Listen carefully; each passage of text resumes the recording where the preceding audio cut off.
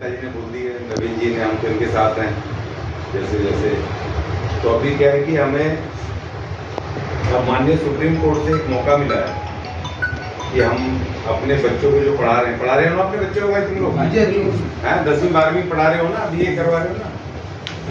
तो अभी जो रिजर्वेशन था हमारा 15% ऑल इंडिया में, अब उसमें सुप्रीम कोर्ट ने कह दिया कि अब इसको सारी जातियों में बांट दो जिनको नहीं मिल रहा था, क्योंकि उसमें ऐसा था अभी जनरल था 15% कि जो 66-67 जातियां जो उसमें शेड्यूल्ड हो रखी है, हर राज्यों में अपने अपने हिसाब से, दिल्ली में 36 जातियां हैं, तो उसमें जो जाति को जानकारी थी, कोई पोस्ट निकली नहीं निकली, कोई बड़े उसमें सरकारी एजुकेशनल उसमें जाना है, भर्ती होना बच्चे को, MBBS करना है, MBA करना है, इंजीनियरिंग करनी है, पायलट बनना है 12वीं के बाद, तो जिनको जानकारी होती थी या जिनके लोग वहाँ बैठे हैं, ऊपर अधिकारी बैठे हैं या उनकी राजनीति में उनके बड़े बड़े नेता बैठे हैं, तो वो चुपचाप ही उनका काम SC के नाम पर एक ही जाति को मिलता चला जा रहा था या कुछ 2-3 जातियों को मिलता चला जा रहा था जिनको जानकारी थी। अब आपको ये भी जानकारी होनी चाहिए कि जितने DPS वगैरह ना, बड़े बड़े स्कूल हैं ये, इसमें भी SC के वो है आपका KG से लेकर के और 12th तक आप अपने बच्चे को वहाँ फ्री पढ़ा सकते हैं। ये DPS वगैरह में तमाम स्कूलों में सरकार का 8th क्लास तक आगे भी है। अब कोई बात है तो वो अलग अलग चलता रहता है, लेकिन वो 8th के बाद वो पैसा देते हैं, रिफंड जो रिफंड होता है आपका, जितने साल की फीस लगेगी वो रिटर्न करेंगे आपको, सरकार देगी, दिल्ली सरकार या सेंट्रल गवर्नमेंट, दोनों का होता है। 12th के बाद वो विदेश भी भेजते हैं 100 बच्चों को, उनको वहाँ पढ़ने के लिए, इंजीनियर बनने के लिए, वैज्ञानिक बनने। जैसे BSc के आपके बच्चे ने मान लो 80-90% नंबर लिया है, तो पायलट बनने के लिए, तो इनकी हमें जानकारी है क्या? कभी है? तो हमें जानकारी नहीं है तो हम कैसे भरेंगे? तो और सरकार ने कोई ऐसा जागरूकता कैंपेन चलाया नहीं कि सारे SC की जातियों को उसका बेनिफिट मिले। तो इसीलिए ये केस चल रहा था, हमारे लोग 40 साल से लड़ रहे थे कि भाई हमारे लोगों को भी हिस्सा दो, तो अब सुप्रीम कोर्ट ने हमें हिस्सा दे दिया है।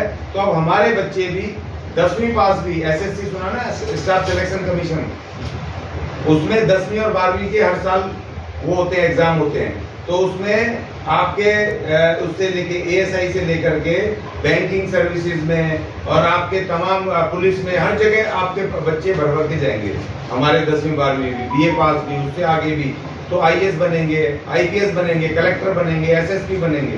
भाई BA पास ही तो चाहिए, UPSC करने को उससे ज्यादा थोड़ी चाहिए। अब BA पास तो बहुत सारे आज हमारे समाज में है कि नहीं है।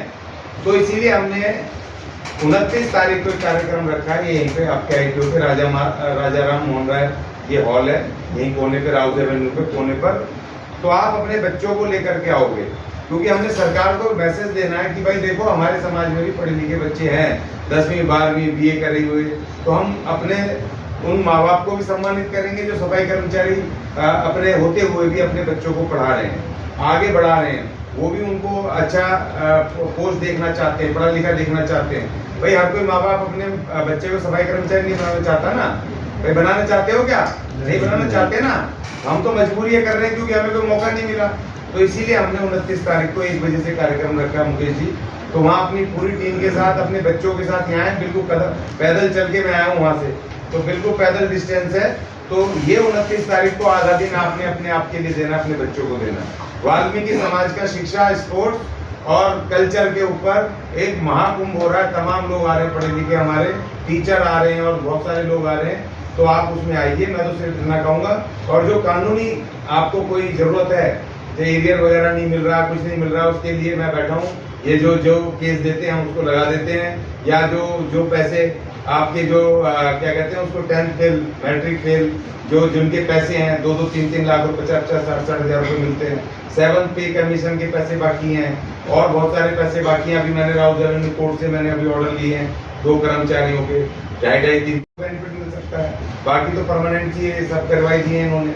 अब इन्होंने बताया कि आज 2024 तक के कर्मचारियों को पक्के करवाने की मुहिम अब शुरू होने जा रही है, उसमें आपने लगना है और उसमें हम इसको लड़ेंगे पूरी मजबूती से। और तमाम कर्मचारी में 20-20 साल हम क्यों इंतजार करेंगे? 20-20 साल तो आधी जिंदगी निकल जाती है। अब 20 साल बाद 20 साल बाद पक्के होंगे तो अपने बच्चों को पढ़ाएंगे क्या? हमारे बच्चे तो अनपढ़ रह जाएंगे, कम पढ़े लिखे रह जाएंगे। तो इसीलिए आपसे विनती है कि एक तो आप 29 को आए, दूसरा सामाजिक मूवमेंट के साथ जुड़े और तीसरा अपने अधिकार की लड़ाई को मजबूती से लड़ें। नवीन जी जैसे नेता बहुत कम है, वो आपके सामने खड़े हैं और नवीन जी और उनकी टीम, मैं तो उनको बहुत बहुत धन्यवाद अदा करता हूँ कि इतने मुस्तैदी के साथ वो काम करते हैं कर्मचारियों में, और जो हमें कहते हैं हम भी उनके साथ हैं, उनके बजरंगबली हैं, उनके साथ हैं। धन्यवाद।